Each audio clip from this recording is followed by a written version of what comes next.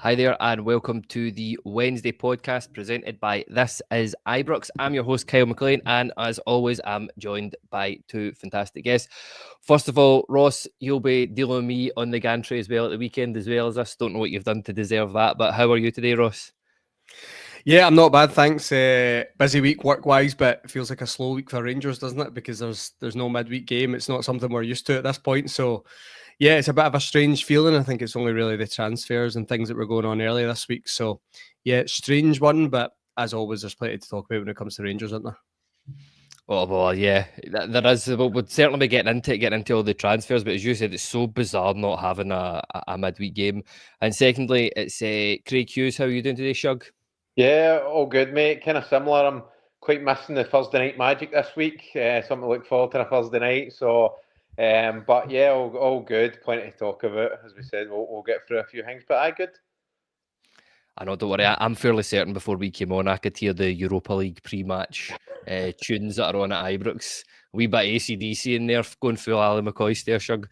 But yeah, listen, a bit of slim pickings in terms of today's news, but we've just wrapped up a transfer window, so we'll get the guys' thoughts on how they would rate the window. I've seen some very, very different opinions on it. I've seen people, some guy giving it online, giving it the window a 9 out of 10. I'm not quite sure I'm that optimistic about it. I'll be surprised if any of the guys in the panel are optimistic about it as well, but we'll see. Get the Europa League deadline squad is tomorrow at midnight. Rangers are able to add up to 3 players. There's some chat around some of the players in the squad by Rami Cherny. I want to talk about Inciala as well. The Hadji deal, there's maybe some things that are still to happen. I want to talk about Ridvan. We'll get a look ahead at the Scottish Cup game against Queen's Park at the weekend as well. But firstly, the window closed on Monday night. I don't think it was the most exciting transfer window that Rangers have ever had, but I'll come to you here for this one, Shug. We'll start with the outgoings. It was Kieran Dowell to Birmingham on loan, Rabbi Matondo to Hanover 96 on loan, Zach Lovelace to Millwall for an undisclosed fee, Alec Lowry to Wickham for an undisclosed fee, Adam Devine to Queen's Park, Robbie Fraser to Livingston, and Cole McKinnon to Ayr. And the incomings, Rafa Fernandez from Leo, that was a loan with an option to buy. That's rumoured to be about £1.5 million. And obviously on Monday there, we got the long-awaited announcement of Lyle Cameron signed from Dundee in a pre-contract. So, simple question, Shug, how do you rate this transfer window? I think if you took it out of context of where we've been and the messages that the club sent, you would say it's a very disappointing one. It's not one that's going to get you excited at all. But I think when you think about the context and the position we're in just now, it's not surprising at all for me. I didn't come away from it too disappointed because I kind of knew that this is the way it was going to be. I think probably in the bigger picture, it's the right approach. I'd like to see an audition. It does leave us a bit short, but at the same time, I understand if the deals weren't right, and I understand us being sensible in this one.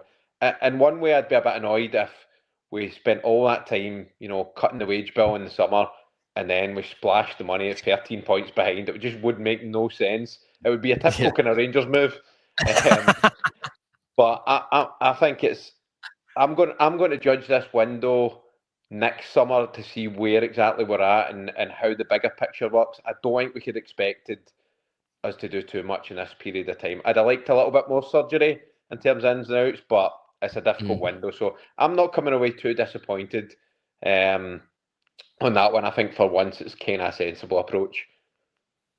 Yeah, I was going to say that's quite a sensible answer as well. We need to have a word about that behind the scenes at this Ibrox, because that was far too much sense there, Shug.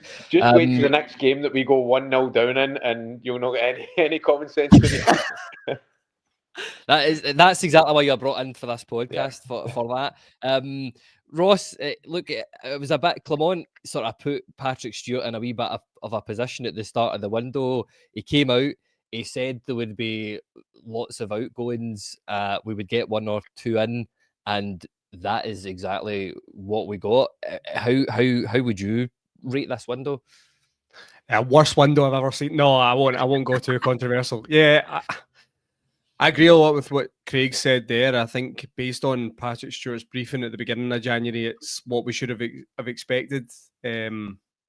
I think we spoke about it before we came on tonight. There was a lot of anger on social media.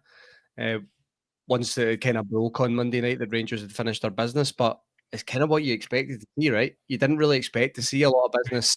I think the Lyle Cameron one's an interesting one because I think that deal's been agreed for a while and they've just held that for deadline day because it's a way of kind of satisfying the support with something on deadline day because a lot of people do sit around and it becomes a bit of a skeptical and deadline day and people are waiting for something. So yeah, I think once I'd seen that move, I wasn't very hopeful of anything else. But to be honest with you, I think the outgoings have actually been really positive this month. I think we've got a lot of boys out on loan that I think aren't really doing anything and amongst the club and the B team, and there's an opportunity for them to go and prove themselves. Boys in there as well that really don't have a future at Rangers, so just get them out and get them playing. Do you know what I mean? Hopefully find them move in the future. And then you've got the likes of Kieran Dowell and Ryan Matondo who are big earners, don't contribute anywhere near enough based on the salary they take home. And we've managed to move them out the door. And both of them started actually really well. Kieran Dowell's getting rave reviews at Birmingham. We all seen that goal from Matondo last week as well. So, yeah, I think overall, decent window. Probably what you would have expected based on Patrick Stewart's words at the beginning. We'll need to wait and see when it comes to Rafael Fernandez. That, again, looks a long-term signing, which is what Patrick Stewart was discussing. And I think Lyle Cameron's an exciting one. And I think this is always something the club should be striving to do. Niels Cobbin spoke about this when he first came in. He spoke about Rangers wanting to go back and pick up the best young Scottish talent. I think Lyle Cameron fits that at the moment. So that's hopefully one to look forward to. Like I said, the hard work starts now. He's signed for Rangers. It doesn't automatically guarantee him a starting place. This is where it gets tough and he has to knuckle down once he gets here. But I think overall, yeah, the window, what would you give it? Maybe a 6 out of 10, 7 out of 10. It's nothing spectacular, but I don't think it was a disaster either. Yeah, no, I completely agree with the pair of you there. It was one of those ones. I think Rangers oddly got the strategy on it quite right. They were very upfront as to what was going to happen. We were all demanding we want the board to come out and tell us what's happening, and they did. and we got exactly what was said in the tin. But I'll just come to your view for this one, Shug. Lyle Cameron, it was the worst kept secret in Rangers transfer history, I think. He scored 8 goals for Dundee, got 7 assists.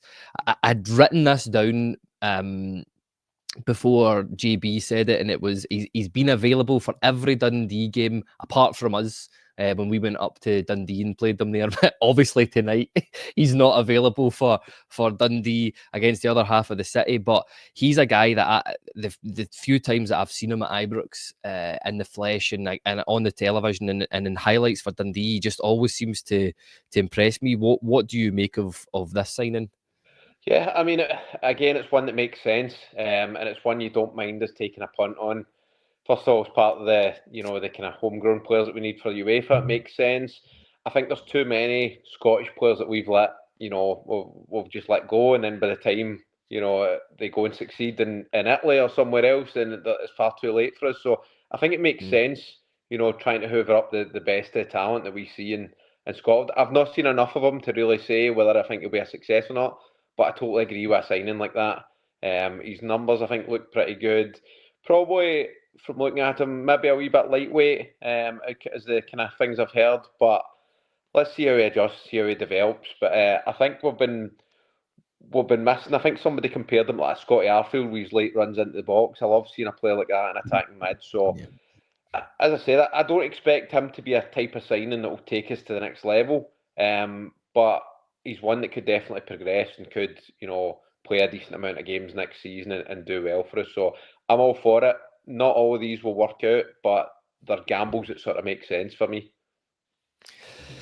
Yeah, 100%. It's something that Rangers have to be doing. I mean, I think Patrick Stewart and Coppin have both said it in various interviews that we need to be bringing in some of the best young Scottish talent. There was a comment here from Paul McGorrigle. He says Cameron's got 17 goal contributions in 30 games, which for a guy playing in a Dundee team, I mean, that's pretty good going. And I know you and I have had conversations about this in the past, Ross, where Rangers need to be going out and when they can, hoovering up all the best Scottish talent, because that's what all the other successful teams in other leagues do. They get the best talent from the country.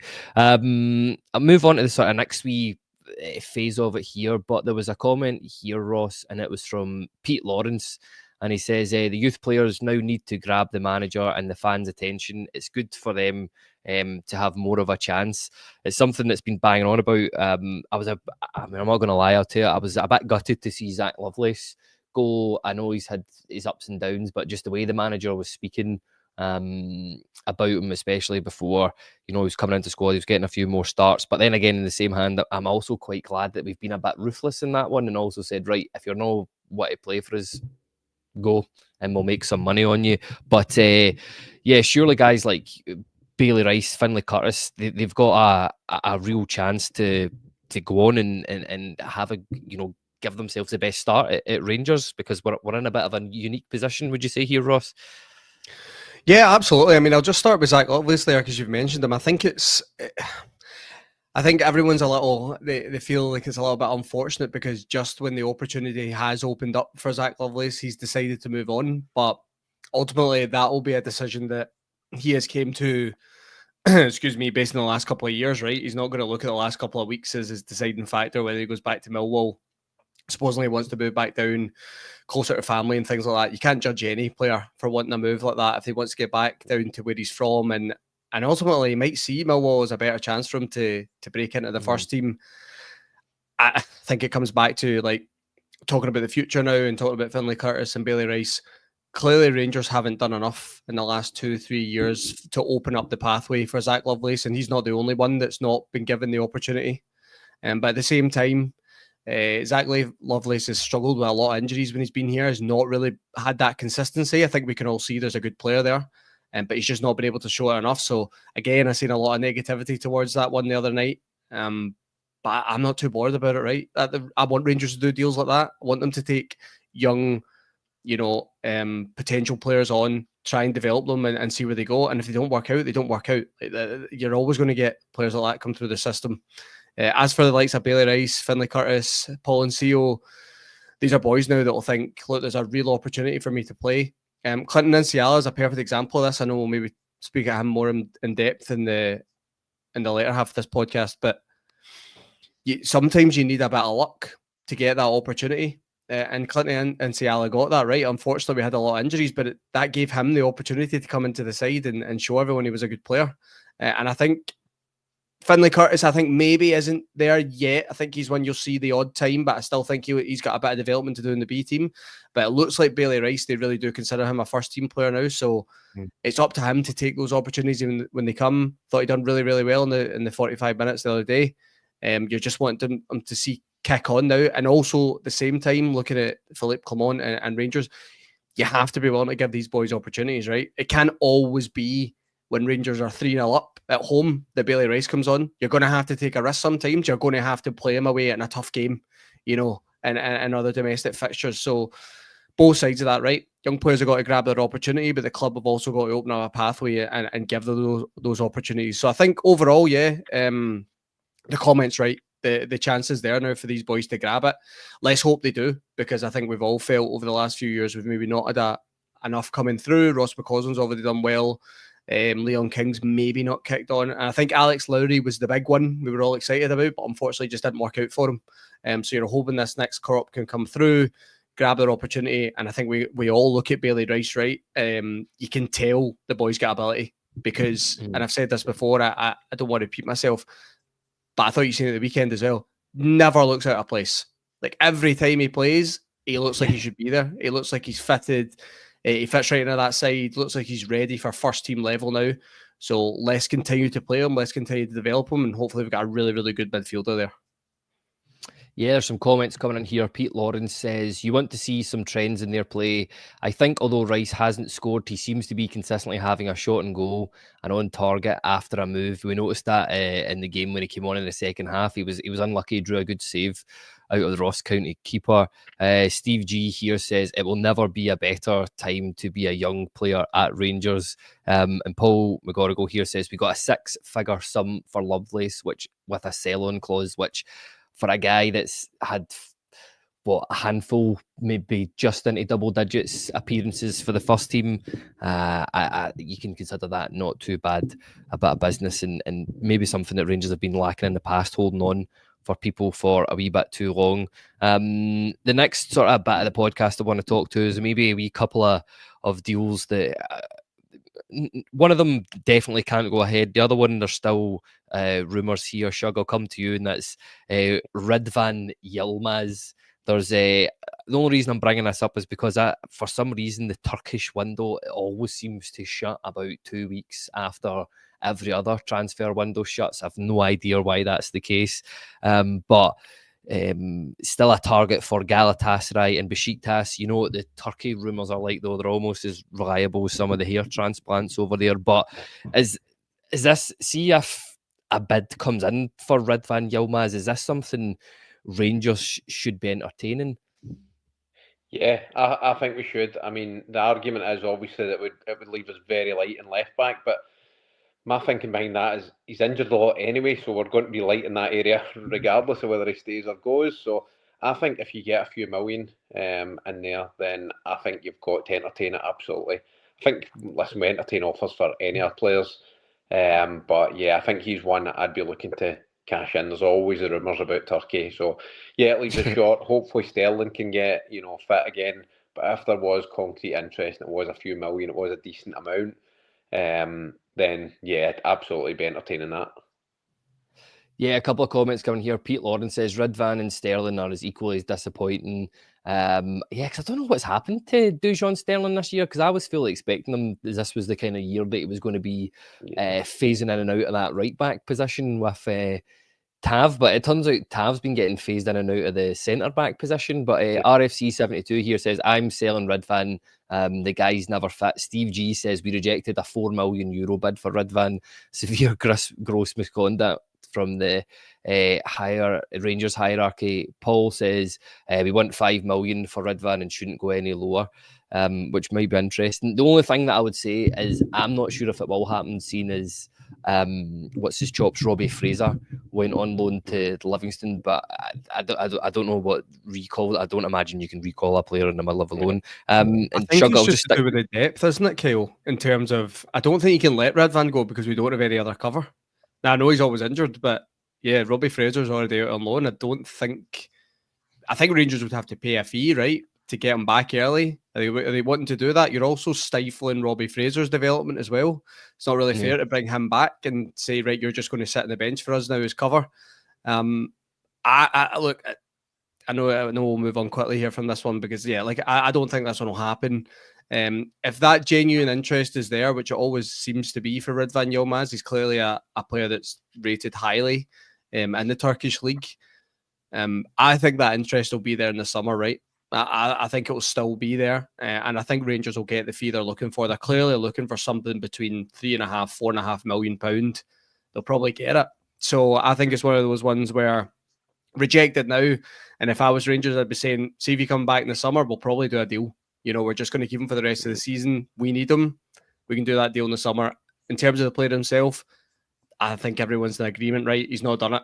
He was a player coming in with a lot of potential under Van Bronckhorst, and whether it was a Van Bronckhorst signing or not, don't know. Ross Wilson involved at that point, but I think we all felt there was a good player there.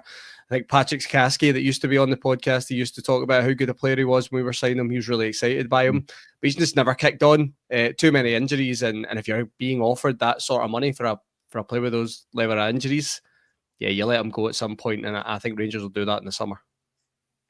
Yeah, no, I think that's fair. If Fraser hadn't gone out on loan, I could honestly see us accepting a bid for him. But yeah, I think what's he been here for? About 2.5 years now, and he's never really cemented down that left back position.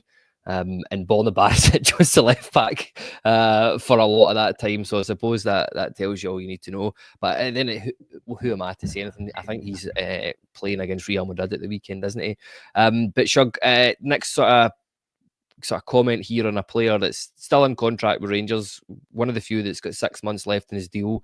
Heard both sides of it, that some places reporting that he has been offered a new deal, some places reporting that he hasn't been offered a new deal, and that's Yanis Hadji.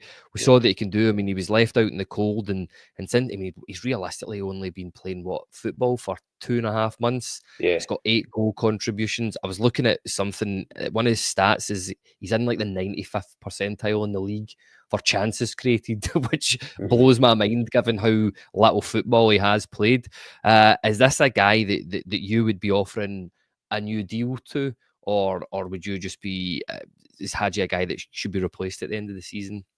No, I would absolutely be trying to keep him. I think everybody said we know we're going to be sensible. We're not going to throw big money at him staying. It's going to be within our kind of wage bill and what we're realistically offering. He's one that I'd love to sign a new contract. I don't see it happening right now, to be honest with you. I just think with his age, I think he'll hold off to summer and see what his options are. If he's not getting a big deal at Rangers, he's going to want, what age is he, 26, 27? Yeah, something like that. So I think he'll be thinking, I'll see what's available, keep the form up and see what's available in the summer. I think from his point, unless we offer him, a bump up in wages, why would he, commit to lower wages, So it's one I think will struggle to get done, to be honest. And I don't put any blame on the existing hierarchy at the club. I think it's just been one that the contract situation is, it'd be so frustrating to see him go for free, to be honest with you, but it's what I see happening, to be honest. I'd love to see him sign a new deal, but I have my doubts that he will. Yeah, no, there's quite a few comments coming in about it here. If I can just eventually get to them. Tommy's Cardigan says, would like to keep Hadji if we can get the right deal.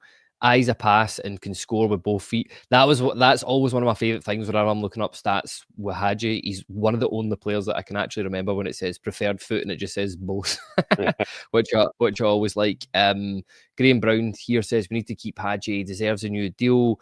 Pete Lawrence, Hadji now has a team that suits his style of play. RFC 72 says too high wages, but I'd love to keep him. And then he added, plus the club done him dirty, so he probably doesn't want to stay here. And Steve G says, if Hadji leaves on a free at the end of the season, then fair enough. His wages are now well above the new salary levels at the club. He ain't going to accept lower terms. Ross, is this a guy that Rangers should be going out to keep and not breaking the budget, but maybe sticking with his, existing deal? Because for me, since he's come back, he's been a real difference maker in that squad. He definitely has been. He's shown his ability. I think we've all known that Yanis Hadji has that ability. I think at times we've maybe just felt he's a little bit too inconsistent for us. But this season, I think at times he's really shown his quality. Some of his passing at times has been unbelievable, really. I don't think anyone else in the squad has kind of got the passion, the passing range and the vision that Yanis Hadji does. So yeah, it's one that I would like to see the club try and keep hold of. At the same time, I don't really want them to break the bank for it, though. I'll be honest with you. I think Yanis Hadji would have to fit into the new model that Rangers are going for. Probably because we've seen over the time he's been here, a couple of contracts now, he has been up and down, right? You've not always seen the best Yanis Hadji. And he did go out on loan last year, wasn't at the club, didn't do that well. So his values fluctuated. I think he's definitely shown there's a player there and someone that we can make use of. But yeah, like I said, I think he would have to fit into the model that Rangers are going for. And yeah, he is rumoured to be in a really good salary. And that was the whole idea behind negotiating that kind of contract so he could come back in, because I think it would have went to a level that Rangers were not prepared to pay. So yeah, that's unfortunately the downfall of that. He's potentially going to leave in a free in the summer, and I agree completely with what Craig's saying there. I think the way that all unfolded in the summer, I still don't think it'll sit very well with Yanis Hadji, not necessarily with the manager and things like that and his teammates. It's just the club in general. He might think, I kind of get hung out to dry there, and I'm just going to sit in this and I'm going to wait for opportunities to come up, and I'll take them if they're there. So yeah, it's always the unfortunate way, isn't it? When someone's coming towards the end of their contract, they're playing for a new deal, and it's not necessarily always with the club they're at. It's potentially with another club. So I agree with Craig. I think Yanis Hadji will move on in the summer. I think he'll just want something new. Doesn't take away from how much he loves Rangers, but ultimately you got to look after yourself as a player. and I think he will move on. But I'd like Rangers to try all they can to keep him, because I certainly think there's a really good player in there and someone that can contribute for us. I would still like to see it a wee bit more consistently. I still think that's another level to come. And actually, I think if Yanis Hadji can do that, he will be looking at playing for a good team in a top 5 league, because the ability's there. It's just a consistency factor. He lets us all down with sometimes, but overall, great player. Good to see him stay, but I have my doubts on that. Yeah, no, I think that's a fair comment. I think we'd all like him to stay, but I think we're maybe realising that just with the way that the deal was, this new deal, and his contract was restructured and all that stuff, I think we're all kind of maybe resigned to the fact that we'll be waving goodbye to Yanis Hadji, where no doubt after talking about Ridvan ending up in Turkey, you know exactly where Yanis Hadji's going to end up, But just before we, in fact, let's just go on to the next few point here, Craig. I'll come to you on this one as well. It's the Europa League squad deadline day. It's fast looming, obviously, with the places 9 to 24 playing each other in the playoff phase in the Europa League. They've got to submit, including Rangers as well, have got to submit the squads by 6th of February at midnight. Rangers can make up to 3 changes. A couple of players you've mentioned before, Dowell and Matondo, are off that list now because obviously they're now no longer at the club. So that leaves sort of one player that would need to be swapped. I'm assuming Fernandes is one of the guys you're just going to put in there. Is there other players you'll be putting in there? Is there anybody you'd swap out, Craig? I think probably, Fernandes is one you definitely want to put in that squad. I think Hadji's going to probably the other one that you put in there. I think those are the 2 obvious ones. We definitely need defensive cover in there, and a forward-thinking player in there. In terms of anybody else going out, I think maybe he might get rid of maybe a Tom Lawrence in there. Maybe, I don't know how fit Danilo is going to be if you maybe put him in, or Enciala if you want an extra defender. But I think we've probably got enough defensive. So I think the only other one I could see is maybe Tom Lawrence coming out of there, depending on how much he's going to play from now until the end of the season. But my definite first 2 would be Fernandes and Hadji going in there. A couple of comments. Steve G says Hadji, Enciala and Danilo will be the 3. Paul saying Enciala, Hadji should be added. Ross, do you agree? I actually agree with Steve G there. I think it'll be Hadji, Enciala and Danilo. I think they'll keep Rafael Fernandes for domestic games, because I think they've spoke about he's not played a lot of football, and it's an opportunity for him to come over here and can I earn himself a deal, right? So they might look at that and just go, you're going to focus on playing week to week in domestic fixtures. So we're going to put Enciala in, who's shown a little bit more at this stage. It's probably a toss-up, right? They're both young, developing centre-backs, so there's probably not much between it, but I just think Clinton Enciala has been playing a wee bit more football, a wee bit more established at the club. They'll just put him in. I think Yanis Hadji and Danilo are the obvious next 2. Yanis Hadji will definitely go in, because, like we spoke about before, he's shown a lot of quality since he came back. I think Danilo as well for another option up front, because we only have Cyril Dessers and Hamza Egeman at the moment. I think you'll want Danilo in around it. When he's going to be back fit, I'm not sure. And I think we're waiting on a few kind of injury timelines at the moment. There's a few up in the air that you don't know about. We mentioned Dujon Sterling earlier. Connor Barron, for example. Don't know how long he's going to be out for. Danilo. So, yeah, he falls under that bracket. I've not really been sure when he's back, but let's be hopeful and hope he'll be back for that round. I think Danilo has to go in. Pretty obvious one for me, to be honest with you. It'll be interesting to see who comes out for those 3. I think Matondo and Dill were in it, but then I don't know who the latter will be. So that'll be an interesting one to see. But yeah, it's a pretty easy selection for me, this one.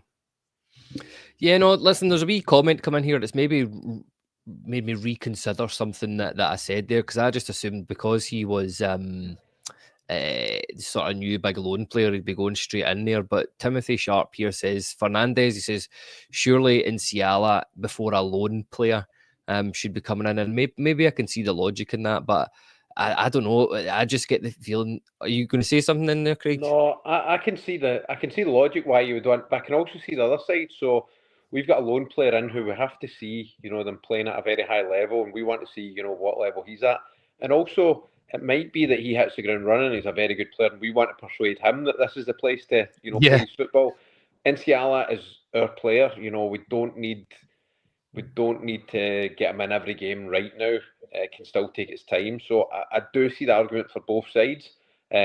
Ultimately, I haven't seen any of Fernandes, much of Fernandes, so I can't really tell you. But I just think getting him on loan, I think we really want to see him tested in Europe and see how he copes with that. So I can see the benefit of putting him in ahead of an Nsiala. But I mean, you could make arguments for both. I was going to say, I don't think you'll be devastated either way, will you? You'll understand either selection. It's one of those ones where, if Philippe Clement comes out and explains it, you'll probably accept his explanation, right? It's one of those ones where I think we all just realise we need to get another centre back in. Yeah. So whatever one it is, fine. You can see, like Craig said, you can see arguments for both. I just personally think the way Nsiala's played so far, I would argue and say he probably deserves it.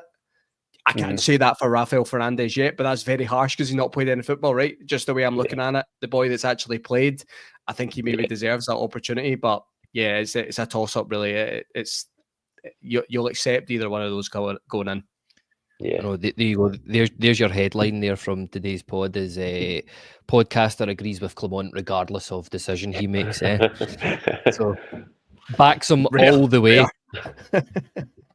I know. No, again, I think that's a fair comment from you both there. I think it is a toss-up, but I'd just from a personal point of view, because Nsiala's come in done really well, I'd really like to see him getting a wee run in Europe, because I think he's caught everybody, including the coaches, by surprise. But he's one, we'll definitely come on to talk about him later. But just before we move on to talking about a couple of the players in the squad at the moment, obviously the 4 opponents we could face: Anderlecht, FC20, Bodo Glimt, or I was going to say, not even a joke, it's so small I can barely read it, but it's Fenerbahce. Who would you pick out of those teams there, Craig? If you had to pick one, who would you pick? I would probably go for Anderlecht based on our results against Belgium teams, and they're below USG in the league, which you would probably fancy as there. I still think they'll be a decent side. I think all 4. Something doesn't sit right with me when I was playing 20. I just can see Sam Lammers popping up and scoring a goal. I just think it's written. So that gives me You can see him doing Robin proper at the same time, can't you? You can see him absolutely rinsing Robin proper and sticking one in the top bag, and you just be like, God, what is this? You can definitely see that happening, can't you? Yeah, I think the one I probably want to avoid is Fenerbahce, because Jose Mourinho is probably the toughest tie in there. Bodo Glimt, any Celtic fan I've known, I've slaughtered them for them losing them a couple of years ago, so I can't have them beating us. No, but I would be confident going into most of the ties, but I'd probably, my pick would, I don't know, I quite fancy us against Anderlecht. Yeah, no, I think that's fair. And Ross, honest, I think there could have been way more difficult teams that we could have been drawn against in this part of the draw as well. So, I mean, out of those 4 teams, is there anybody you would pick, or is it just you just wait and see what happens? I think you just wait and see, to be honest with you. I think we have been fortunate with those 4 teams coming out, but at the same time, we've earned it, right? You're getting into the top 8. We've earned the right to play against sides that you quite fancy beating. So yeah, I'd have to agree with Craig. Anderlecht are the ones I would probably look at as well. Never want to go near a Jose Mourinho side in Europe, because even though he's maybe not the same manager he used to be, he's the type that would love a tie like that and coming to Ibrox. I suppose it would be great to see Jose Mourinho at Ibrox. I don't know if he's ever managed at Ibrox. I would imagine he hasn't. So Chelsea in a pre-season friendly game. Well, does that count? I don't know. Come on, it's the magic of Mourinho. Of course it was. Okay, well, 15-year-old me's brain. Let's go competitive game then, right? You don't think he's ever managed at Ibrox in a competitive game, so I suppose one of those ones payback for Sibo. There you go. There you go. So I suppose that angle would be good. And I think that's always the way I look at European ties, right? I either want someone that I reckon you could absolutely batter, which is rare in European football, I get it, right? But you always look for the kind of weaker side, or you want the kind of glamour. You want one or the other. You don't really want anyone in the middle. So maybe Jose Mourinho would bring that kind of glamour factor with the influence in football over the last 10, 15 years. But yeah, Anderlecht would be the one for me. But to be honest, none of them make me nervous or anything like that. I think Rangers have proved over the last few years that their European record is fantastic. So I think the club would fancy themselves against anyone. And again, it's remarkable to think that you're into the last 16 in the Europa League and, winning a few ties, you're in a quarter semi-final again. I think it's underestimated how much of an achievement Rangers' European record's been over the last 4 or 5 years, the consistency that the clubs have been able to show. I mean, you talked to a lot of Rangers fans 20, 30 years ago, and great domestically, but rotten in Europe. Could never find any consistency in Europe, and had much better squads than we have right now. Right, so the club have done really, really well to find that level. It's very frustrating we can't transfer that back into domestic games at the moment. But yeah, I think the club deserve a lot of credit for that, and I think you just take it as it comes. Right, you just wait to see the tie when it comes out, and you look forward to it. And I think all of those teams, I would fancy us turning over. To be honest with you, I do agree with Craig though. There's something about FC20 that would just that Lammers. See when I see them score at Old Trafford earlier this season, I just thought you need to just stay away from him. Like he's going to do something that you don't want to be. You just stay away from it. We sold him. That's it. Don't want to see Sam Lammers back at Ibrox for several reasons. But I certainly don't want to see him back playing for FC20. Oh, listen, the two, it is written in the stars who we are going to be playing in this last 16 phase. But RFC72 here says, obviously, in retort to your Lammers chat, he says, doing an Adebayor to celebrate also, which is, I know, talking all the football celebrations done in England, which is ridiculous chat as well. Steve G, he says, any of the 4 teams we could beat Thursday nights at Ibrox are one of the most intimidating things in world football. Teams will fear drawing us. And Paul says, it will be good that the second game is at home. Just the sort of next wee bit, I just want to come on to and talk about here, because I know there's been asked the question earlier on, and I'll come to you here, Shug, on this one, and it's about Bayrami. I've noticed, especially in the sort of past few games, there's been a bit of noise from the supporters. Some people saying, it's a lot of money to spend. He doesn't look interested. The games are passing him by. I don't know. Personally, I maybe feel that's a wee bit harsh at times, but he is playing in the position he was playing out left. He's now playing in the position he wanted to play.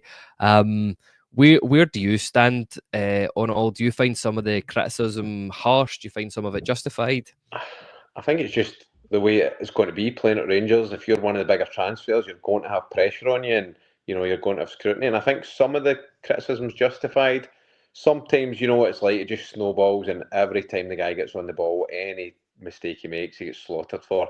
So I think it's got a wee bit like that last couple of games. He's been a little bit of a whipping boy. I don't think he looks disinterested. I just think he's not high on confidence right now. He's not found his feet in Scotland yet, bizarrely, apart from in Old Firm games where he's been, pretty good. I think this of all seasons, I think we can afford not to write. We don't need to properly judge him yet. He's going to get plenty of game time to the end of the season. He's got time to find his feet and prove us wrong. He's not doing enough right now, but I'm not prepared to give up on him or talk about him being useless or talk about him being not interested or anything like that. I think that's a bit early for that. Yeah, no, I agree with you there. A couple of comments coming to the sort of question asked earlier on. Paul says, Bayrami not settled in yet, needs to improve. Pete Lawrence says, Bayrami is reminding me of Oleg Salenko a little, looks a bit lost out there. I'm not convinced he's settled into life here at all. I don't know, because you always see him joking around. Him and Eagleman seem to be best pals. Any photos you see for the training ground, the two of them are in the background, it's like as thieves laughing about something. Steve G says, Barami's all the hallmarks of a player regretting his move. Can't be arsed 9 games out of 10. Timothy Sharp asked the question back. He said, would you rather have Hadji or Barami? And he says, Hadji for me. And RFC 72 says, Barami's been poor, but don't think Clement's style or system suits him or any 10 at all. Do you agree with that comment there, Ross? Is it just the style, the system that he's playing in? Do you think he looks like he can't be bothered? Do you think some of the criticism's harsh? Or we just need a bit more time to settle in?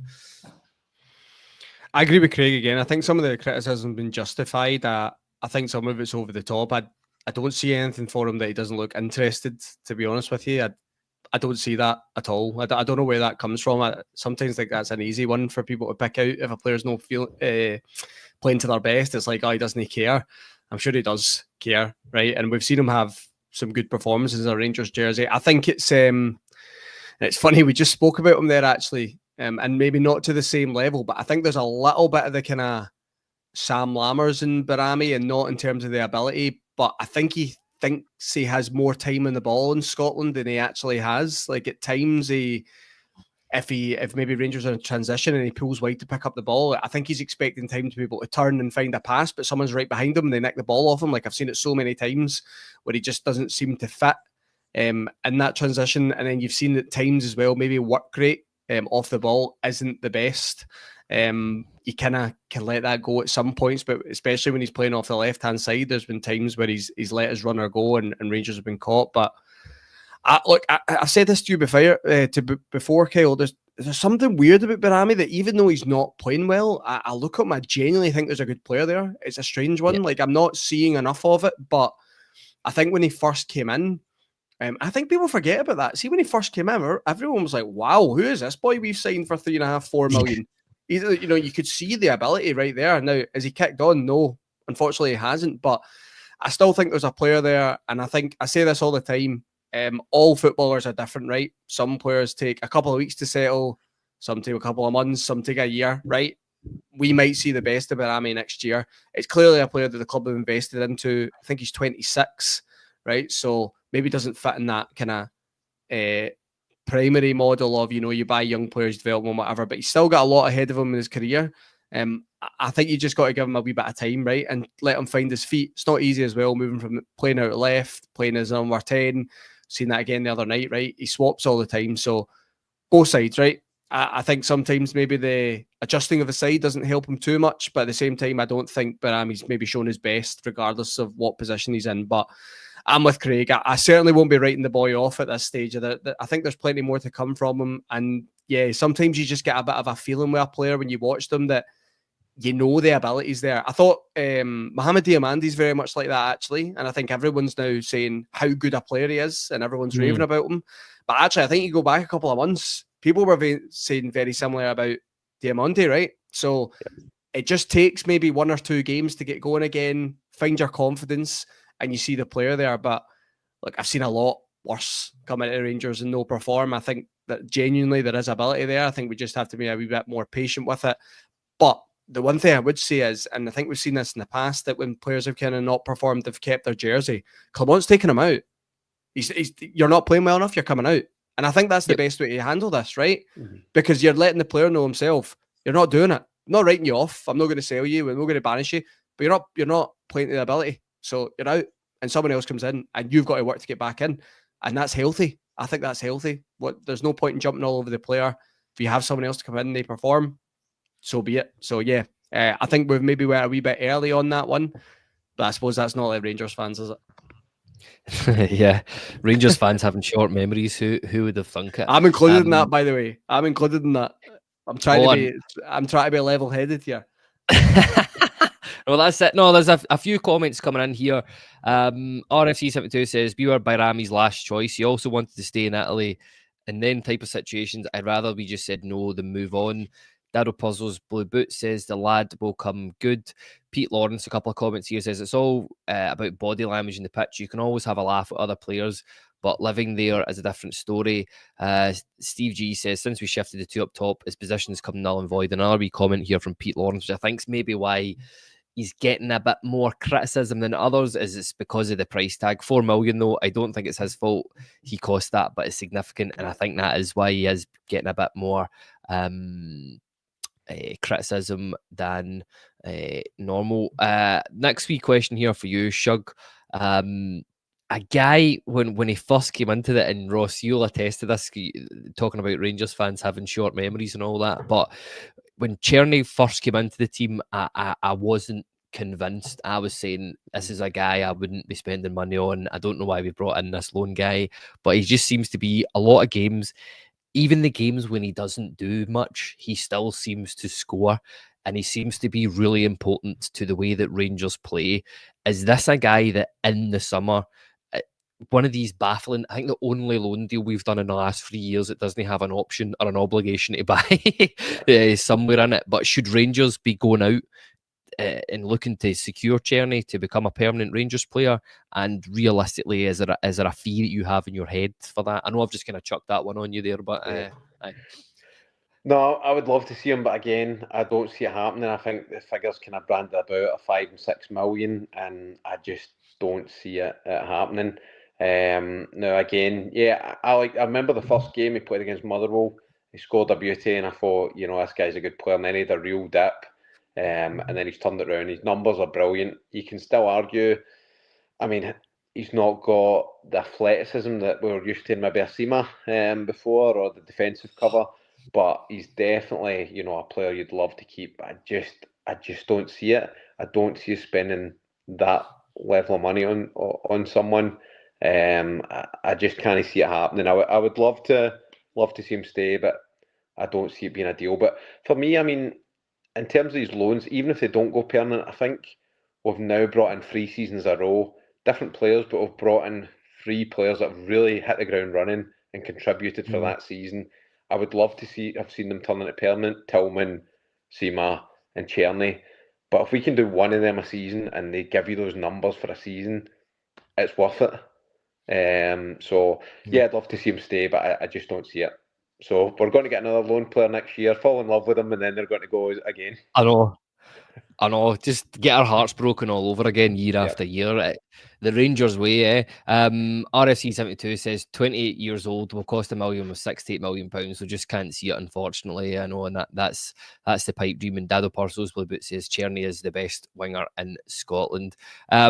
Ross, one last wee player. There's a question that RFC 72's brought up. I'm going to ask it to after this as well, but this bit I've just put aside in my agenda is just the Clinton and Ciala appreciation spot.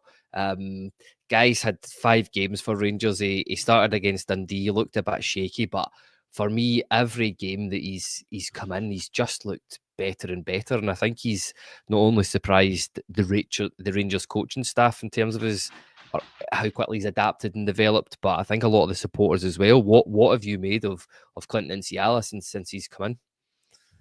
Yeah, I think he's done really well. I think he surprised everyone, because I think everyone heard the rumours of him playing for the B side and not looking the best.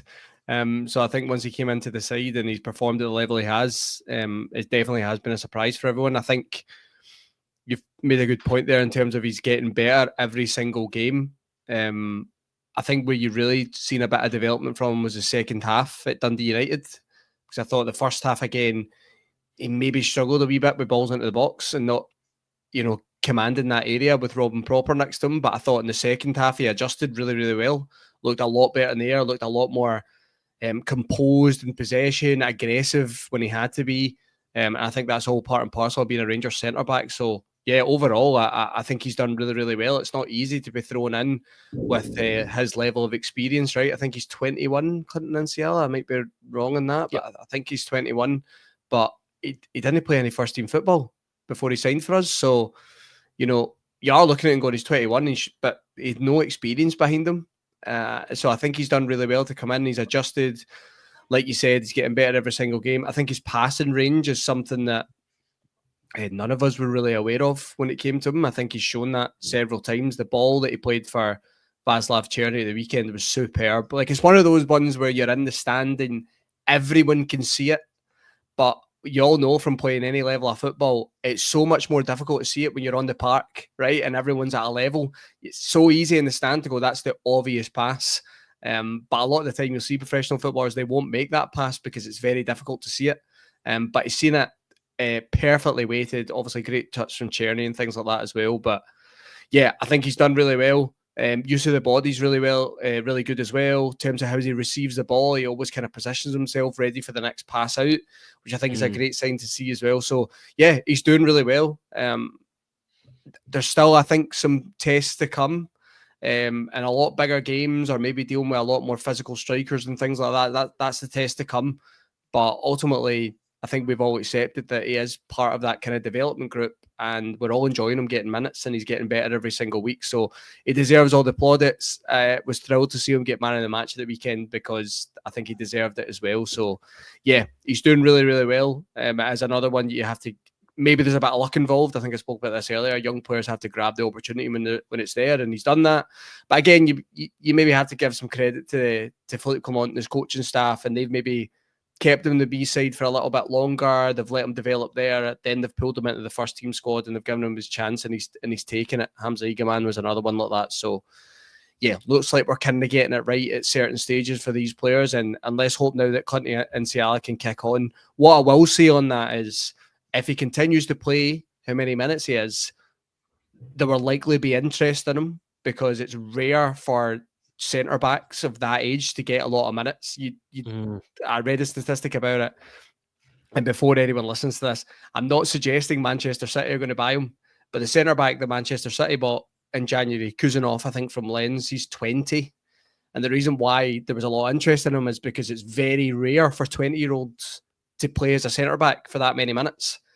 So Clinton Inciala is 21. It wouldn't surprise me if we can get another 6 months or 18 months out of him, that he will have a lot of interest in him, because if you're playing that role at such a young age, there's going to be clubs looking at you. So again, fits the model for us. Let's hope he can kick on, but deserves all the credit he's getting right now.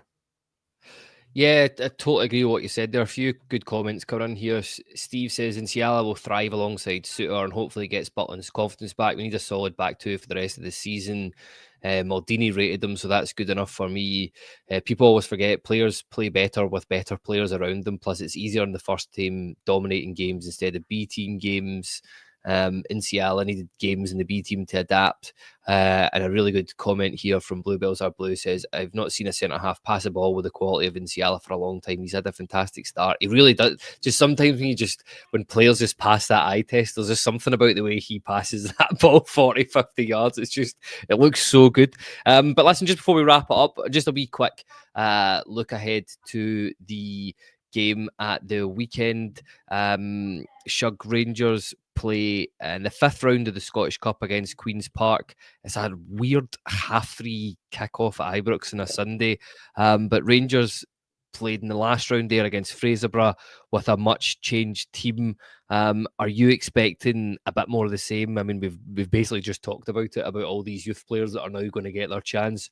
Surely this is the game where we are going to see these guys starting. Yeah, I think we've got to give these guys minutes.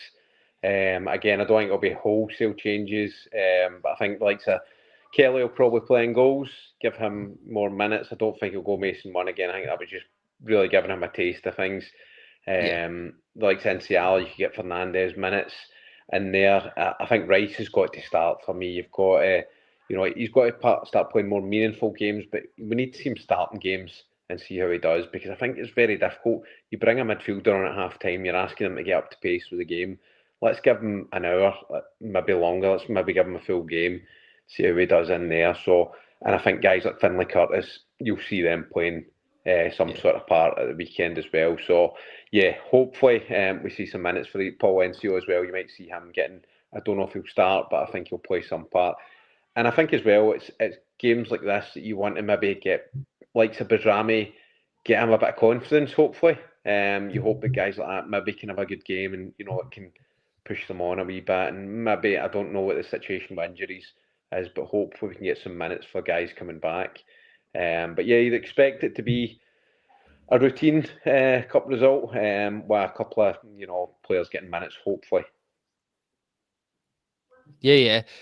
Steve G says a slightly different tack here. He says will be the full first team. We've got midweeks off now, so need to keep the legs going. Get Rice Curtis on when the game's won by half time. If it's taking Rangers as long to win the game as half time against Queen's Park, I think there might be something wrong there. But Ross, do you agree with that? Do you think we'll see a lot of the younger players? Paul says here, depends on who's fit. Rice, Curtis, Barron. If he's not out, Lawrence might play. Who do you think will start or feature at the weekend? Yeah, do you know what? Unfortunately, I actually agree with Steve G there. I think it will be a really strong 11 that Philippe Clement puts out, just because there is only one game a week at the moment. He's Rice. Yeah, I think Bailey Rice is probably the only one in terms of, I think Clinton Inciala will play, because again, he's established himself now as being an option at centre back, so I think he will play. So I maybe wouldn't include him in the same kind of young players getting an opportunity. Whether he trusts Rafael Fernandez to go next to him on that right, Not sure about that. So I think you'll see John Souttar again. But Bailey Rice is the one for me. I don't expect to see any other young player start this game, but I'd like to see Bailey Rice get given the opportunity. Who comes out for him, I'm not sure. And that's maybe something the club need to establish, and what as fans we need to establish. What is Bailey Rice's best role? Because I think coming through the academy, it's Raskan's role. That's really where I would see Bailey Rice playing. But I think he looks at Raskan now as being his main midfielder. So he might not want to take him out of there. So it's an interesting one, right? I do think at that age, and I think I spoke to you about this the other day, Kyle, actually, off the podcast. There's that discussion at the moment about the Hamza Iga man and playing him on the left instead of playing him up front. And I'm the same as everyone else. I think he's a striker, right? But I don't think it's a bad thing for younger players to play in different positions. Because it gives them a better experience, and they can maybe acquire things that they wouldn't if they were continued to say they play the same role. So maybe it is a game to take Mohamed Diamandi out and play Bailey Rice and say, look, you're going to have a little bit more freedom. You're not going to play the same role you do in the B team. This is an opportunity for you to go and express yourself. But I certainly think from what we've seen now from Bailey Rice, this is a great opportunity to give him a start. I don't think anyone will sit back if Rangers don't get the result of the weekend, which I think they will get a result. But I don't think they would sit back after and go, it's because we started Bailey Rice at centre midfield, right? I don't think that would ever happen. So I think that's the chance to give him a start, take one of Raskan and Diamandi out and take a bit of a risk in there. Boy's shown he's got ability. Let's see it. Yeah, no, I totally agree. I'd love to see him start, and I think it'll be an interesting game if Rangers show up for this one as well. But listen, I think that just about wraps up the podcast. So just want to say thank you to yourself, Shug, and thanks also, Ross. Thanks also to everybody tuning in, interacting. I feel that was a really good pod, good conversation. So take care, guys. Ross and I will be there on Sunday. I'm sure we'll do a wee post-match reaction on X, so go and catch that. And then there'll be the podcast with Craig at 7:30, analysing that game and any more Rangers news from the week. But just drop us a like and subscribe if you've not already. Take care, everybody, and we'll see you all again soon.